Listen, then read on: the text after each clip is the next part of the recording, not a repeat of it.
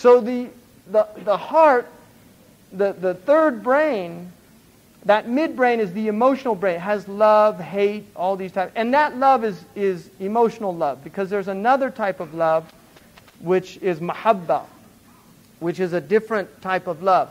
The love of the midbrain is, even animals share that, but they don't have this other type of love. And then the third brain is called, they call it the neocortex, based on evolutionary theory, but this is the brain, the frontal lobes. It's the higher brain. It's the brain that thinks, according to their tradition. Now, the Muslims, we don't believe that the brain actually thinks, unless you're a Hanafi. Abu Hanifa radiallahu anhu said the brain was what was thinking. But the other three imams said that it wasn't. They said it was actually the qalb. And the proof was from the Quran. وَلَقَدْ ذَرَأْنَا لِجَهَنَّمْ كَثِيرًا مِنَ الْجِنِّ وَالْإِنسِ. We have prepared Jahannam for much of humans and jinn.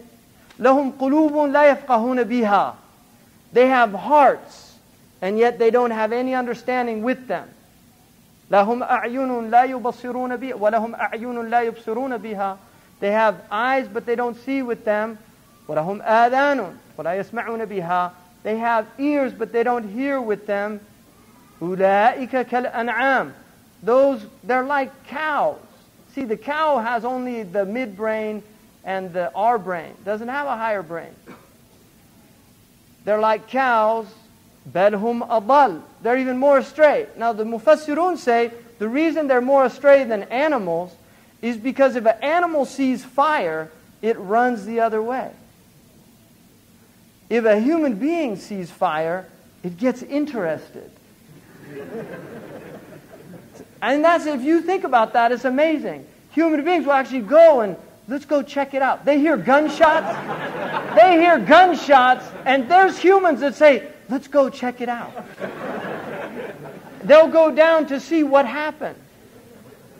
An animal goes the other way. See, so then you ask, which one is the dumb one? That's what the Quran is saying. The Quran is saying that there's animals that know if it's wrong, they run the other way. This is, one of my boys was, they were in line, and this lady was smoking a cigarette.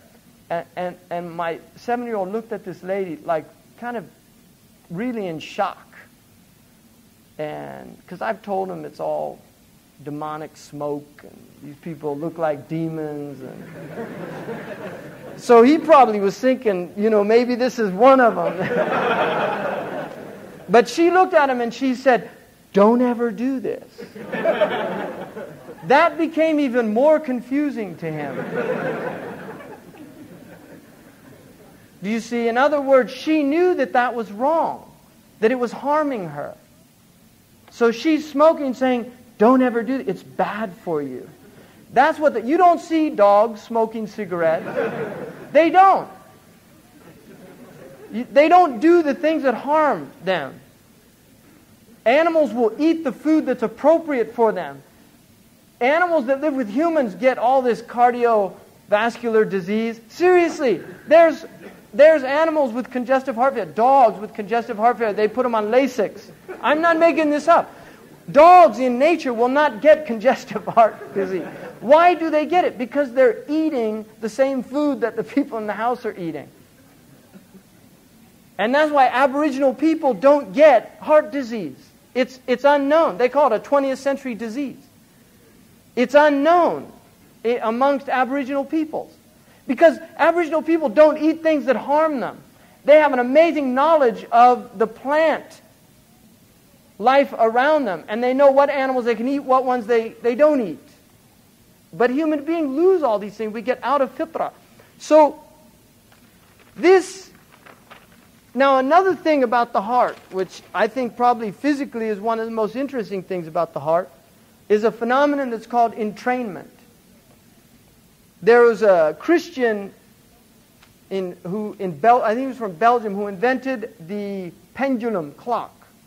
And he had a room, he filled this room with pendulum clocks, and he set them all, and then he came back a few hours later, and they were all in sync. And he knew that he did not set them at the same time. So he stopped them all and he set them at different times, and then he came back and he found they were all in sync again.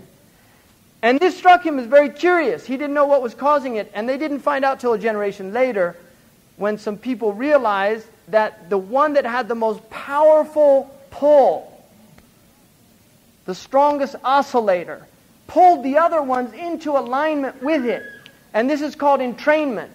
Now what happens, the amazing thing about human beings, if you take a heart and you chop it up and continue with cryonic fluid to keep the cells beating, the cells will beat in harmony as long as they're close to each other. If you pull them away, they start beating out of sync. You bring them back together and they entrain again. Do you understand that? Now look, if there's a hadith in which the Prophet ﷺ said, when you pray, make sure you pray next to each other. Because if you're too far, the hearts will تختلف القلوب. The hearts will literally start becoming different. Now, one of the things that happens when people are in rooms, they've done these studies. They've hooked them up to instruments, and they find out that hearts will entrain when people are close together in a room. Breathing will entrain. This is why soldiers, when they march, they'll march in step even if they don't want to. In fact, soldiers have to break rank when they cross bridges, because a bridge in Germany literally collapsed because they all marched across it in time, and the synergistic effect of the entrainment of their march caused that bridge to collapse. That's the power of entrainment. That is the power of synergy. So when hearts are together and united, there's a massive power that goes with that. And when hearts are diverse and separate, each one is weak. الْمُؤْمِنُ قَوِيٌّ بِأَخِيهِ. The believer is strong with his brothers. يَشُدُّ بَعْضُهُ بَعْضًا. الْمُسْلِمُونَ كَبُنْيَانٍ. The Muslims are like a building. يَشُدُّ بَعْضُهُ بَعْضًا. It's supporting each other. Now the thing about entrainment, your entire body is entrained with your heart because it is the biggest biological oscillator in your body. If your heart is beating soundly, then all the cells in your body are sound. And if your heart goes into literally to afibrillation, or it goes into dysrhythmias, then the rest of the body begins to be affected by this, which is why physicians will try to get your natural rhythm back as quick as possible, because they don't want you to die. That's what happens. You'll die. Now what's happening with the spiritual heart is the same thing. There's a spiritual heart in the center of the physical heart, and it has similar properties. If the spiritual heart is healthy, the whole spiritual body is healthy. If the spiritual heart is diseased, the whole spiritual body is diseased. أَرَى إِنَّ فِي الْجَسَدِ مُضْغَةً إِذَا صَلَحَتْ صَلَحَ الْجَسَدُ وَإِذَا فَسَدَتْ فَسَدَ الْجَسَدُ. Isn't it that in the heart of the human being, a lump of flesh, mudgha means a lump of flesh. If it's sound, the whole body is sound. And if it's diseased, the whole body is diseased. That hadith comes before the Prophet ﷺ mentioned a hadith about the one who goes into the shubuhat. وَمَنِ اتَّقِيَ الشُّبُهَاتِ فَقَدْ اسْتَبْرَأَ لِدِينِهِ. The one who fears the shubuhat has protected and preserved his deen. Now where is the shubha? Where does the shubha rest? The shubha is in the heart. Because the diseases of the heart are two. There are two diseases of the heart and no others. مرض الشبهات ومرض الشهوات. The shubuhat are mentioned in the Quran when Allah subhanahu wa ta'ala says, في قلوبهم مرض فزادهم الله مرضا فلما زاغوا أزاغ الله قلوبهم. That is زيغ. وأما الذين في قلوبهم مرض